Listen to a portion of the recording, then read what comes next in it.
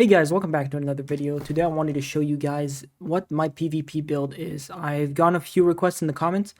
So today I'm going to show you guys every single thing about my build, where to get every single piece, how to get every single piece, what the build's playstyle is like, what playstyle you need to have to excel in it, what pieces can be changed and or upgraded. And I'm going to go through literally everything. I've got some clips from like 15 minutes ago that I rushed for this build. Just so that you guys have something to watch, something to go off of, see if that is your playstyle. I know a lot of people gatekeep their builds and just post like OPR videos and whatever, and then they just never post a build afterwards. But that's not what we're doing here today. I'm going to show you guys every single thing that this build has and everything you need.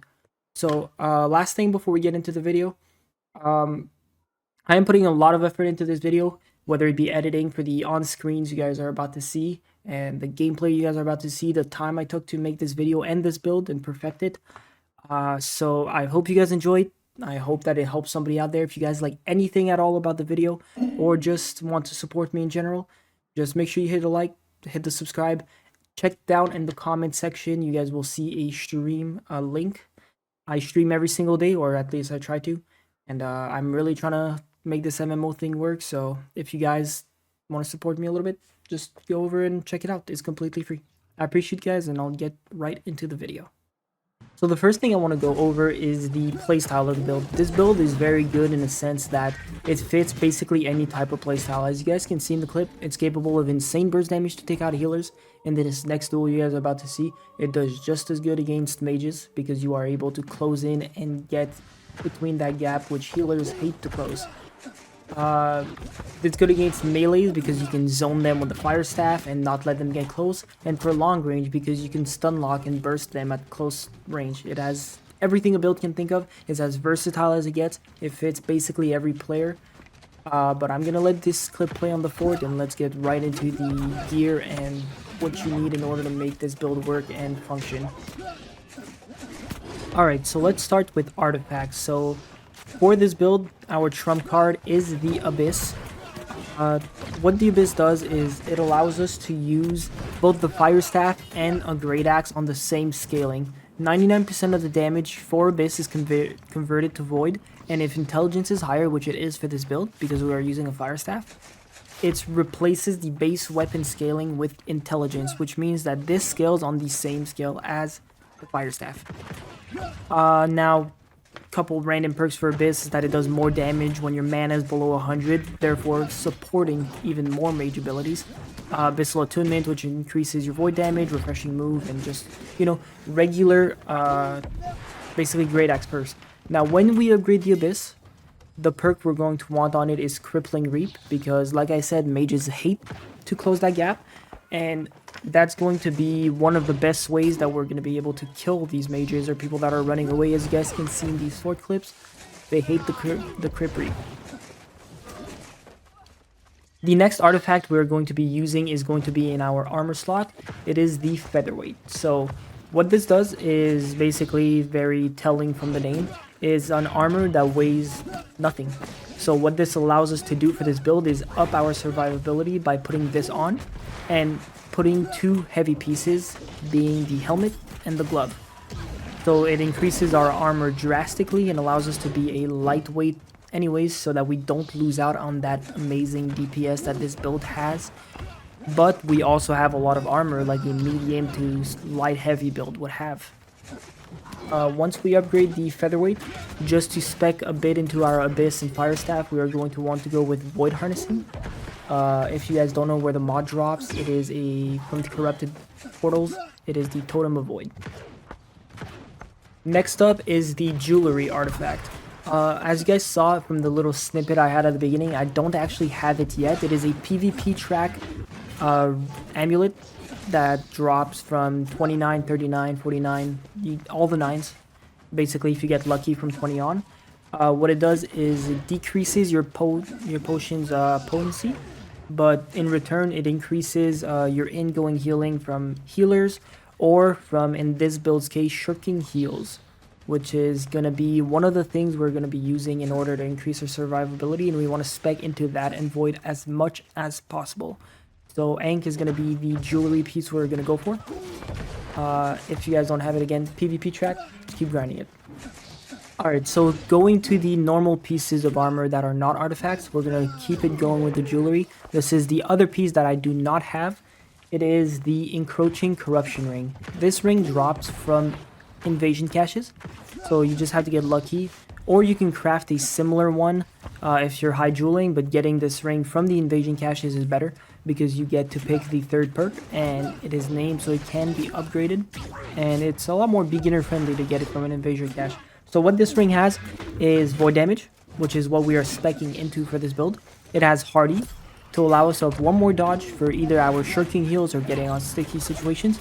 Now for the third perk that is random on that ring, what we are wanting to go for when we upgrade it is either going to be crippling to spec into that crippling reef that I mentioned earlier in order to make it last longer, or we are going to go into refreshing if you do not have more on your armor, which you will not, but that is completely fine. So you could go refreshing for more cooldowns, or you could go crippling. I personally will go refreshing, but crippling is also a solid option. The next piece of jewelry we are going to go into is Life Loop. This one is very, very simple to get. It has Healing Toast, it has, or not Healing, sorry, Healthy Toast, Refreshing Toast, and Refreshing. Again, specking fully into those potions. Healthy Toast allows you to get health when you drink mana potions. Refreshing Toast is your potions come back faster, and Refreshing is refreshing. All your moves come back faster. This is the best earring you will get for basically every build. It is from Ennead, which is a expedition. You could just do the expedition 3 days in a row, take the daily quest, you'll get enough materia to craft it in the kiln. It'll come out 700 as a best in slot. Very, very easy to get, very, very good. Moving on to the gear. We are going to go with the Helm of the Bear from the PvP track. It is a healthy helmet that again drops from the PvP track at any level. It is upgradable, so no matter what you get on it, you can upgrade it. It rolls every single time with shirking heals, which for the people that don't know what it does is you get 250 health plus 1.5% of your max health. Now remember the 1.5% of your max health, this is going to come and play very soon. That is what some of the survivability and the artifact ankh is going to come and play here. And the hardy on the ring, of course. So you guys are going to want shirking heals, you guys are going to want health on it, which rolls with it every single time. And we are going to go with void harnessing for the upgrade to spec more into void damage. Now this is a trend that is going to go through on every single one of our pieces. The next piece, of course, is going to be the glove because Featherweight is the artifact. So once again, it is going to be a heavy glove. It is going to be the Crusading Purpose from the PvP track. It has shirking heals and health, just like the Helm of the Bear, and we are going to go with void harnessing. For the pants, same trend, shirking heals, health. It is the Reconnaissance Officer's Breeches. Once again, this one is upgradable as well, rolls with shirking heals and health. We are going to go with void harnessing for the upgrade. This is a light pair of pants in order not to go over the light load. And for the boots, we are going to go with the Reconnaissance Officer's Boots. It is the same set as the breeches, but this one is a light pair of boots. Shirking heals, health, and void harnessing. Same thing, this one is upgradable and named. PvP track as well.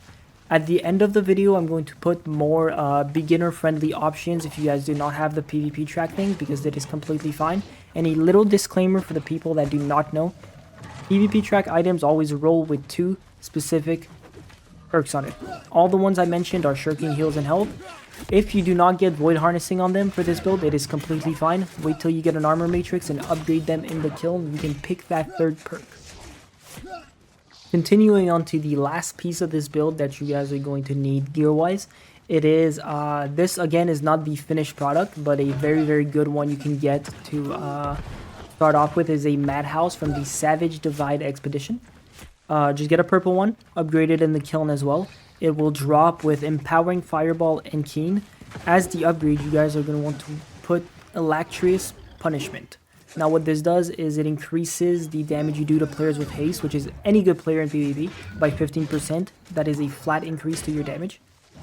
Empowering Fireball is increased damage on your fireball if targets are above 50% health, and just another 14% increase in general, which just gives you a base damage increase on your highest damage move. And Keen is the perk we are going to want to replace.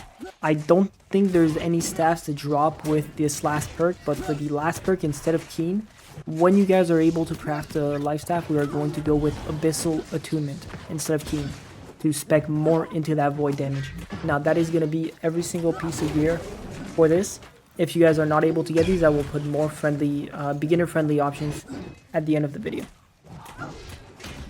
Going into the gems, what you guys are going to want is every single one are going to be Abyssal runeglass. Now, if you guys aren't at runeglass yet, that is completely fine.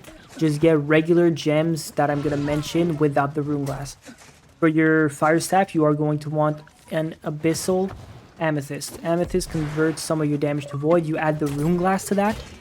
The Abyssal runeglass to the Amethyst, and what it does is it basically inflicts corrosion onto enemies, which is 8% damage, void damage per second, which also gets buffed by every single other void harnessing and void damage that we have on this build.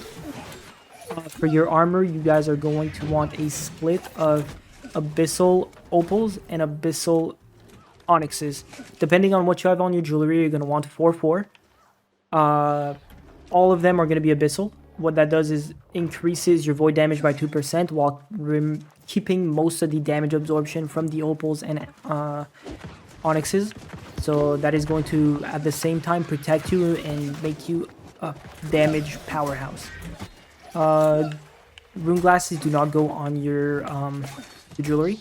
For anybody that does not know how to get rune glass, you guys are going to need globs of ectoplasm, sulfur, charged sand, the gem you want, and glyph stones. For the glyph stones on this, since we are going with full abyssal, we're going to go with the shadow glyph stone for every single one of them, which drops from the beds of Tajibe. And we are going to go with chaos glyph stones, which drop from Heliopolis or the elite area that is right next to Kepri. That is where you can get them from chests or mobs. Lastly, for this build, we can't forget the heart rune. The heart rune that I personally use, now this isn't a one and done option, is the heart rune of Dark Ascent. What that does is basically, the way I upgraded it is the first upgrade goes into a 150% heart rune damage instead of 100%, but it no longer staggers. And then the second upgrade is the Leeching Ascent, which basically heals you, which adds to your survivability and damage output. I feel like this is the perfect heart rune for the build. Good for survivability, good for damage output in case you are out of abilities. You could go with Stone Form to get yourself out of CC, or you could go with Dragging Vines in order to increase your basically your stun locks, but Dark Ascent with Leeching fits amazingly into this build. Once you have every piece for this build, what your stats should look like without any food is going to look like 414 intelligence and 156 constitution. Very, very weird numbers, I know. The first one we're going to want to do is 156 constitution, because once we eat our food for arenas or wars, it'll bump us up to 200 minimum, even if you don't have the best food. And the 414 intelligence is just the rest of the point dump. While you're working this build up, just go with 100 of constitution, 150 if you feel too squishy, and just dump everything else into intelligence. Anything around those lines will work pretty well. Just go with whatever you're feeling. Lastly, for some beginner-friendly options, you could go with the Corrupt Progenitor Amulet instead of Ankh for the moment. It drops from any single corrupted high level in Shattered Mountain. Just put slash protection on it and call it a day, just like you would on Ankh. The ring, anyone that has void damage or hardy on the trading post would do the job. Instead of the crafted staff, again, the madhouse works perfectly. As for the pieces, any single named piece that has the correct weight from the ones I mentioned, so heavy helmet, heavy glove, light pants, light boots, that have shirking heal and void harnessing on it would work. So all you want to look for is a named item that has void harnessing on it or shirking heals, and you put the other one on during the upgrade at the kiln. Now this will not be best in slot. Shirking heals and health work in tandem, as health increases the base amount of health you have, and shirking heals you for the amount of health you have by 1.5%, so they work very well together, but health is not needed in this build. another protection perk, or just not having anything else could still work with the build. The damage output would be the same, the healing would be slightly less, but you know, it's something, you know, just anything on the trading pools that has void harnessing or a named item that you can upgrade to put shirking heals on would do the job. A little side note, I forgot to add these skill trees. I realized that while editing. I'm gonna put them up on screen right now for both the Firestaff and the axe. The Firestaff is going to have another one, which I'm going to switch to right now. This is for your war build. We swap movement for CC and AoE in order to really rain down on those points. Amazing damage. I always end one from first to third place, depending on how good I play in wars. And I know there's a lot of different builds that use more conditionings over the half opal, half onyx split we have on this build. For this build specifically, we avoid conditionings to really spec into the shirking heals. We need that health in order to have those big heals. That's why we're specking into ankh as well. So we don't have conditionings, so we need to have 4 opals and 4 onyxes to reduce the damage from basically every direction as much as possible. Now, I hope this video helped somebody out there. If you guys are still curious about anything about my builds or any other tutorials, I will be doing any of them that are in the comments one by one. It doesn't matter what they are. Any questions, there are no dumb questions in these comments. While I'm doing this video, I'm farming for this ancient trophy, not ancient, sorry, lost trophy for this series I'm doing on trophies, which the ancient trophy is coming out either later today or tomorrow. So we're almost done with that series as well. Let me know if there's anything else, and I will see you guys in the next video.